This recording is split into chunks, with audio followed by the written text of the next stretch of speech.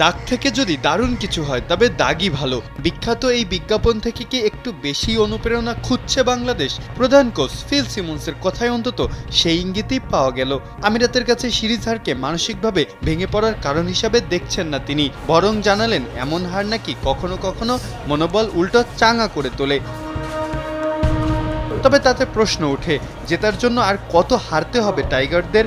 মনোবল চাঙ্গার নামে আর কত নিচের সারির দলের কাছে হারতে হবে শান্ত লিটনদের?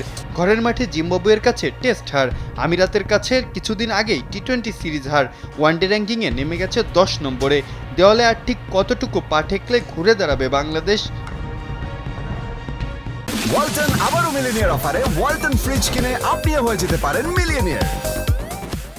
যদিও কোচ শোনালেন আশার বাণী, পাকিস্তানি সাংবাদিকরা বারবার প্রশ্ন করছিল ফর্মে না থাকা পাকিস্তানকে হারানোর এটাই কি সেরা সময় কিনা। যদিও বাবর, শাহিন, রিজওয়ানদের ছাড়াও পাকিস্তানকে বেশ শক্তিশালী প্রতিপক্ষ হিসাবেই গণ্য করছে টাইগারদের প্রধান কোচ। তিনি বললেন, সেটি বলতে পারছি না, তবে নিশ্চয়ই আমাদের সেরা খেলাটা দেওয়ার শ্রেষ্ঠ সময় এখনই। চোটের কারণে ছিটকে গেছেন মোস্তাফিজ ও সৌম্য। ইমনও যে পুরোপুরি ফিট সেটিও নিশ্চিত হওয়া যাচ্ছে না। ক্রমাগত পরীক্ষা নিরীক্ষায় থাকা বাংলাদেশ নিজেদের সেরাটা দিতে পারবে তো? পরিসংখ্যানও তো কথা বলছে টাইগারদের বিপক্ষেই। পাকিস্তানের বিপক্ষে 19টি টি-20 খেলা বাংলাদেশ জিতেছে মোটে 3টি, তার মধ্যে একটি আবার তারকাবিহীন পাকিস্তানের বিপক্ষে এশিয়ান গেমসে।